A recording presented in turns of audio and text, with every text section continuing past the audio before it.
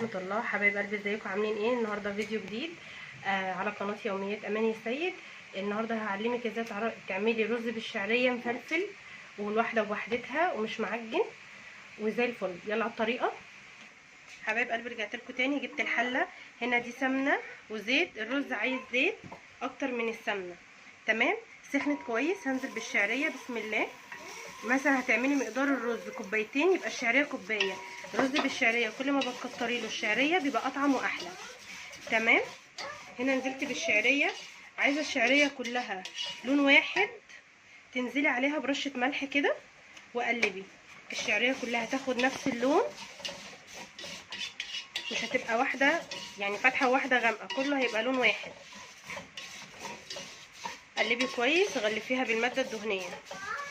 تمام، تتحمر وارجع لكم. حبايبي بصوا كده، رجعت لكم. بصوا الرز ما شاء الله. الشعريه ابتدت تلون اهي. بصوا، اول ما تبتدي تاخد اللون الذهبي، بلاش تغمقيها قوي عشان ما تبقاش غامقه في الرز. اول ما تاخد اللون الذهبي تنزلي عليها بالرز. برضو اول ما هتاخد اللون هوريكم. حبايب قلبي بصوا كده، الشعريه كلها نفس اللون اهي، ما فيش واحده فاتحه ولا غامقه. اللهم بارك. انزل بقى بالرز بسم الله. بصوا يا بنات، اهم حاجه عشان الرز ما يعجنش معاكي، طبعا انا هنزل بدول، انا ايدي نظيفه طب حرام يعني مفيش حاجه تترمي. اهم حاجه تشوحي الرز كويس جدا مع الشعريه عشان ما يعجنش منك. لازم الرزايه تتغلف كويس قوي بالماده الدهنيه اللي انت حطاها. وعامه الرز بيحب الزيت مش بيحب السمنه كتير. الزيت بيخليه مفلفل اكتر من السمنه. تمام، قلبي كويس. بس اللهم بارك. هي الرز ابو شعريه حلاوته ان الشعريه تبقى كتير كده. اتفقنا لو كوبايتين رز هتحطي عليهم كوبايه شعريه. تمام، مقدار الميه اللي انت بتنزلي بيها. الرز المصري بتاعنا الكوبايه بتاخد كوبايه من السائل، اذا كان شوربه او ميه، شوفي انت عايزه تحطي ايه.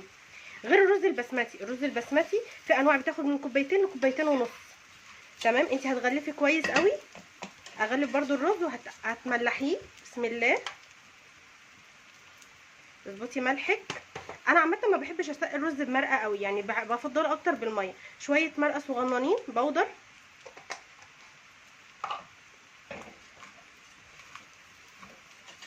بسم الله. الخروشه دي كده هو اتغلف، هتلاقوا حتى لون الرزايه اتغير معاكي، شكله متغير. تمام، انا كده فتحت لكم الفلاش عشان الدنيا تبقى واضحه اكتر. هتنزلي بقى بالسائل. انا بنزل بميه مغليه، ما تحطيش ميه من الحنفيه عشان برده ما يعجنش.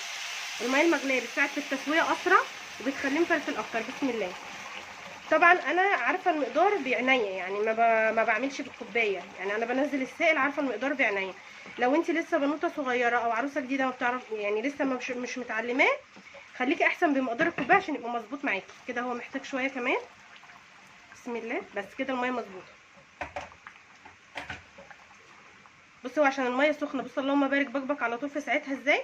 اول ما هيتشرب الميه هوطي عليه واحط تحت الشياطه واوطي عليه واسيبه يستوي براحته. اول ما هيتشرب هرجع له. حبايب قلبي رجعت لكم. بصوا اللهم بارك. بصوا الرز اتشرب ازاي. ما تقلبيش بقى عشان ما يتكسرش منك. وطي عليه النار وحطي الشياطه. انا حاطه الشياطه وموطيه عليه النار شمعه يستوي، ياخد راحته في السوا براحته. اول ما هيستوي هغرفه وارجع لكم. حبايب قلبي رجعت لكم تاني. بصوا اللهم بارك. بصوا الرز، بصوا الواحده بوحدتها ازاي. بصوا ما فيش، مش ملزوق في الحله ولا اي حاجه. بصوا اللهم بارك. هغرفه واوريه لكم برده. حبايب قلبي رجعت لكم تاني، وده الشكل النهائي للرز. بصوا اللهم بارك. بصوا جميل ازاي وبيلمع، والواحده بوحدتها. بصوا مفرفر ازاي، مش معجن ومستوي.